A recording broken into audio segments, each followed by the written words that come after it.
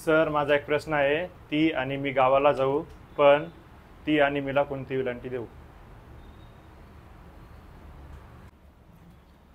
बघा विद्यार्थी मित्रांनो, आताच या विद्यार्थ्याने प्रश्न विचारला की सर ती आणि मी गावाला जाऊ, पण ती आणि मीला वेलांटी कोणती देऊ? नेहमी लक्षात ठेवायचं, एक अक्षरी शब्द असेल, काय एक अक्षरी शब्द असेल तर त्या शब्दाला नेहमी वेलांटी दुसरी द्यायची. म्हणजे कसं, ती आहे, ती या अक्षराला, ती या शब्दाला वेलांटी कोणती द्यायची? दुसरी वेलांटी. म्हणजे एक अक्षरी शब्द दीर्घांत लिहावा म्हणजे वेलांटी कोणती द्यायची? दुसरी द्यायची.